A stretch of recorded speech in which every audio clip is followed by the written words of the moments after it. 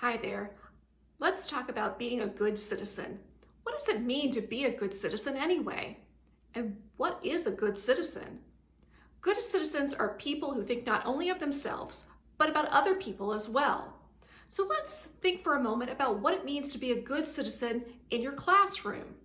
Let's say, for instance, you come to school one day and you're really excited. Let's say you got a new puppy at home. And let's face it, that is a good reason to be really, really excited. Now, let's think about if you are a good citizen, when's a good time to tell your class and your teacher about that new puppy at home? Would a good time be right as the teacher is explaining the math problems of the day? Probably not.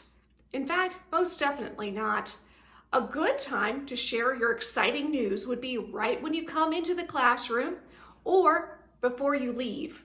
At recess would be another good time to explain your exciting news with your friends and your teacher.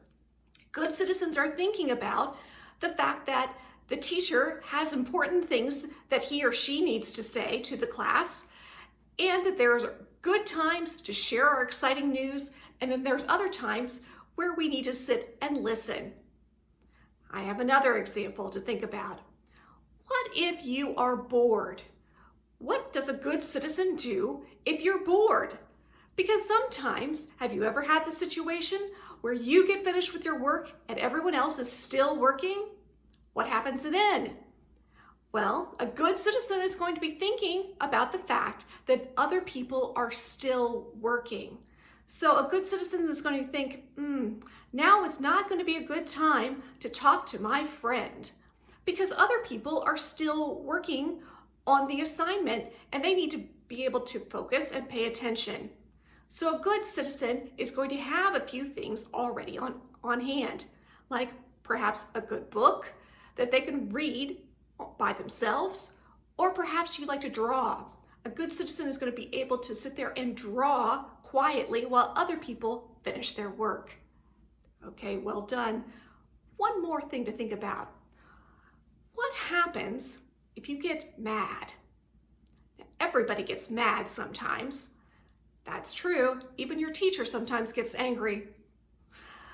What happens though? How can you be a good citizen and be kind of angry at the same time? When this happens, what you can do is it's very important to know the skills how to calm yourself down.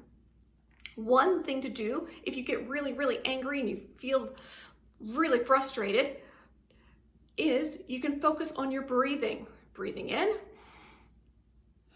and breathing out. And I'm just going to think just about my breathing. Breathing in and breathing out.